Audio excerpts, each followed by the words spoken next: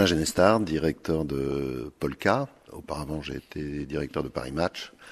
Et avant Paris Match, du Journal du Dimanche. Une image de guerre, c'est une image prise en guerre et qui montre une facette de la guerre, sachant qu'il y a 1000 facettes de la guerre.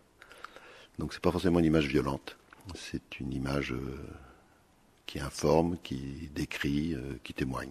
Est-ce que, au fil des années, vous avez été à Paris Match, c'était dans les années 2000 Oui, c'est ça. Je suis arrivé à Match en 99, donc pendant 7 ans. Mais de toute façon, j'ai beaucoup connu la guerre comme directeur au JDD, puisque je suis resté 12 ans. Et c'est donc toute la période de la Serbie, le Proche-Orient, bien sûr, le Liban. Donc les images de guerre, oui, on connaît. Et puis, on va pas, comme on parle de la guerre, on va aussi parler d'une autre forme de guerre. Il y a des guerres civiles, il y a des guerres d'invasion, Koweït, etc. Et puis il y a des guerres qui se traduisent sous forme d'attentats. Donc oui, en 20 ans, j'étais servi de tous les côtés.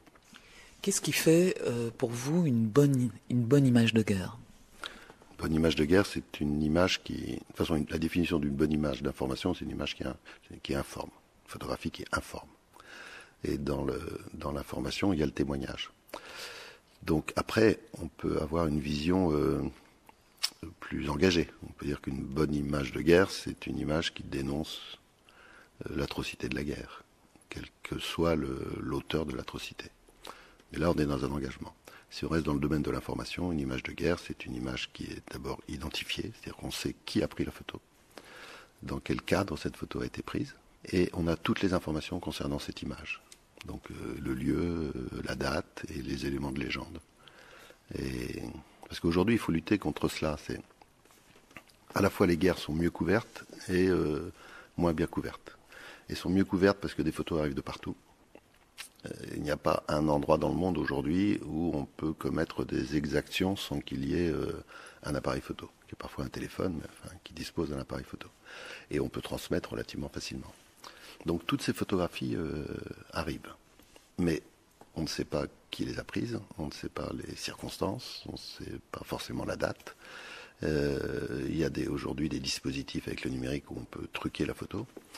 Donc ces photos qui nous arrivent de partout, je dis à la fois permettent de nous informer, mais aussi de nous désinformer.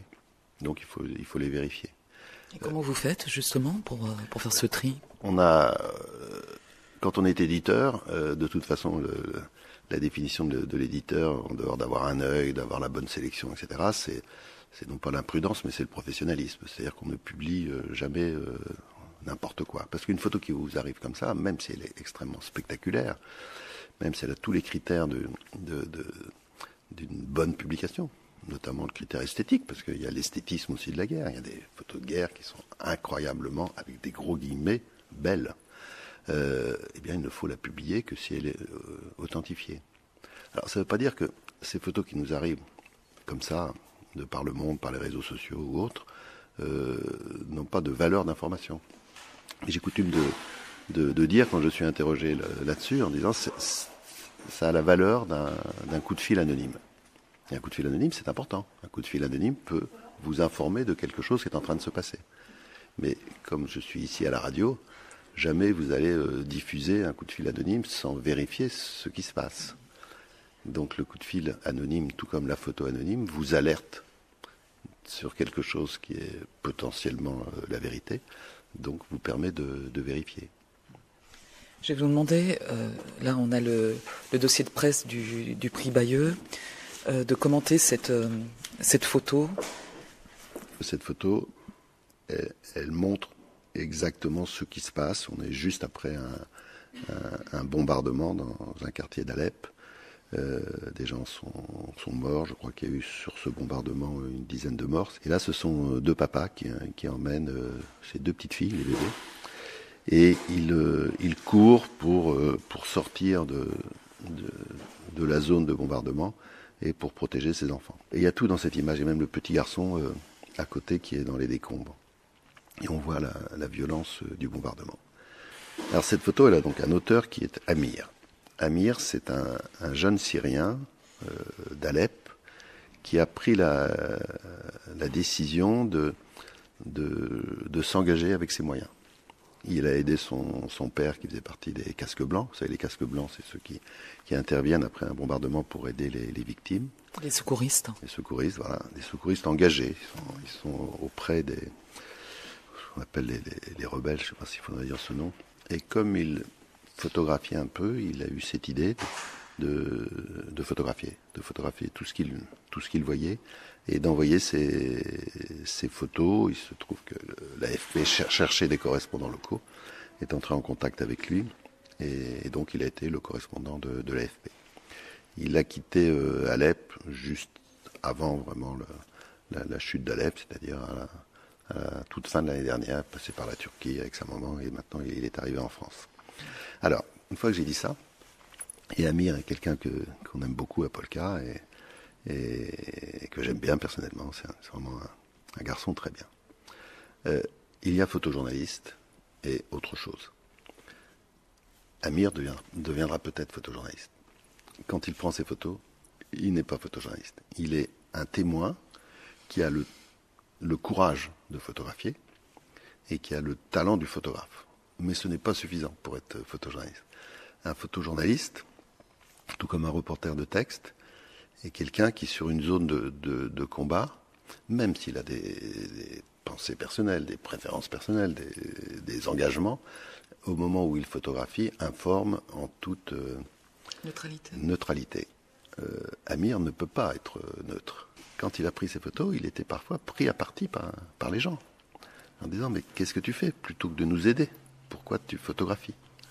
Et lui expliquait que c'était important parce qu'il fallait montrer au monde extérieur ses exactions, ses victimes innocentes qui étaient massacrées, etc. Donc les gens comprenaient. Mais il n'était pas protégé par son statut de photographe qui fait qu'on n'a pas besoin de répondre à ces questions.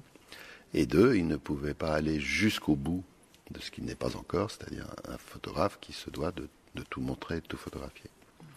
Donc c'est une limite, mais c'est pas une critique. Hein. C'est juste, voilà, aujourd'hui, puisqu'on parle de l'évolution de la photographie de guerre, il y a des zones entières, notamment la guerre en Syrie, où il est impossible pour un photographe extérieur ou un reporter d'y aller, au risque justement de prendre des risques incroyables, qui fait qu'on ne conseille jamais à un photographe de le faire.